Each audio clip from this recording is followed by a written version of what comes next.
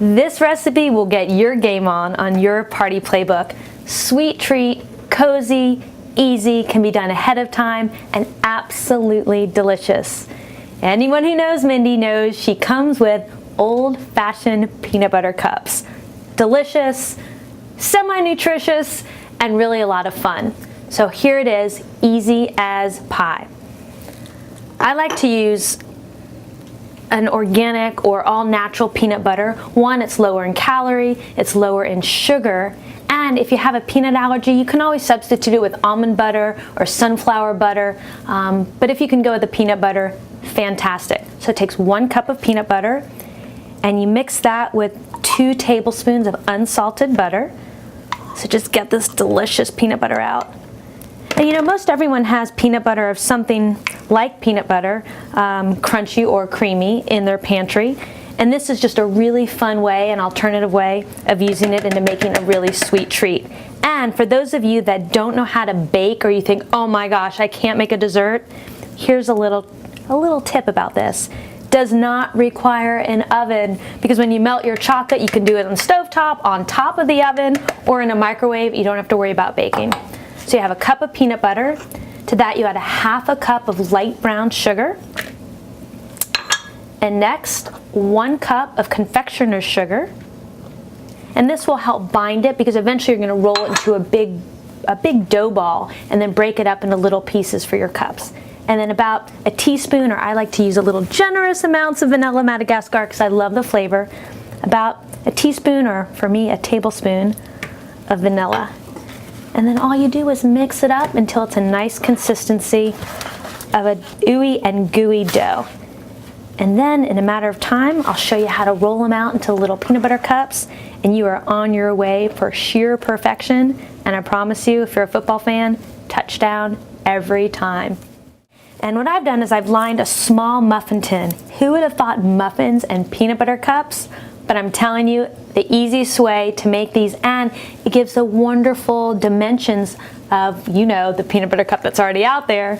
And this is a really great alternative to make something at home, and you can choose the ingredients and make it healthier by really focusing on better choices. So we have our all-natural peanut butter, and all you do is you just break off a little piece of the dough, about a little bit bigger than a marble, and you just roll it. How easy is that? Stick that into your pre-lined muffin tin, and that's the beginning of the peanut butter cup. So I chose a small muffin tin because I would like to make many of these peanut butter cups. We're having a few people over, of course, it's game night. So we're having a few people over, and if you make them smaller like this, you can get more out of this recipe. But if you're having fewer people over, or people that just love cups, like in my family, I use a regular size muffin tin. But I tell you, I would talk about storage. Don't even dream of it. These will go like hotcakes. I'm telling you, this is an all-star game player right here. You name the bowl, and this will be the winner of it. Okay, we've just finished rolling out one of the tins for peanut butter, and here's a really good tip. Because they're so delicious, you don't want to miss out on having the joy of peanut butter and the chocolate.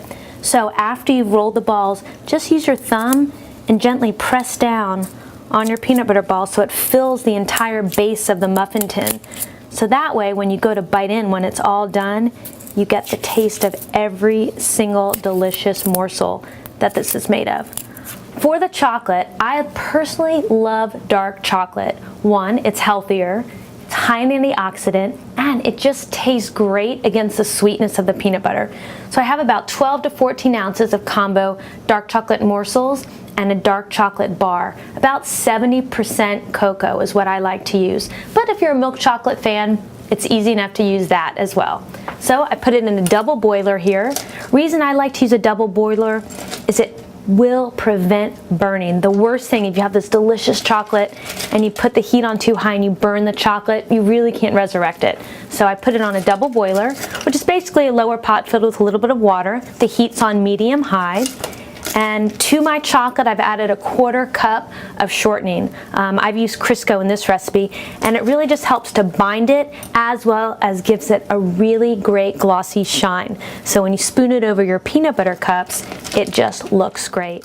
Chocolate melted, next step, grab a spoon and gently drizzle your chocolate right over the peanut butter cup. How good does that look? Professional. You get even the little divots from your muffin cup holder.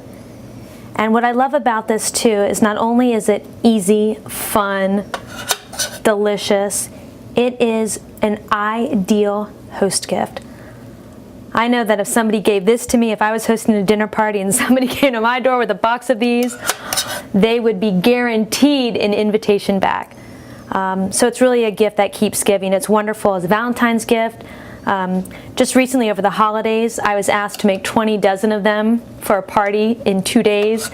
And in my little apartment in New York City, pulled it off. Why? Because I didn't have to bake it. I just had to make room in my refrigerator because once we're done with this, it goes in the refrigerator and it chills for a minimum of 30 minutes. But if you have time, I would suggest that you let it chill overnight. That way, if you are giving it as a gift and you box it, none of the chocolate melts in the box, so the gift goes a long, long way. And there's so many opportunities of toppers that you can do. I made them once for Halloween and I used candy corn as a topper. For Christmas I used red and green sprinkles. For Hanukkah I used blue and white sprinkles. But a truly fun and artisanal topper, which I'll show you, is you take some sliced almonds, thinly sliced almonds, or you can crush hazelnut, you can even crush Heath Bar, you can add chocolate morsels on top. Anything for texture is not only do you want it to look good, taste good, make sure you add texture to it. So you could even use crunchy peanut butter on the inside. So now that we're done, you see how easy and how good that looks. And have fun. If it gets messy, trust me, you'll have fun licking the chocolate off the plate. So you just take some here, sliced almonds, and just a little bit, you sprinkle on top. And you do this while the chocolate is still warm because it acts as an anchor for all your little nuts. And when they chill, they adhere beautifully to the top of the chocolate. And look, no time at all. What, less than 30 seconds to do this entire thing. And voila. Doesn't that look so good? And if you have people that like coconut, you can do shredded coconut. I mean, the options are limitless. But this is the tried and true original Mindy's Meals on Heels peanut butter cups. So there we go. They go in the fridge and we'll taste some later on tonight. For more recipes, please visit mealsonheelsbymindy.com for peanut butter cups and beyond.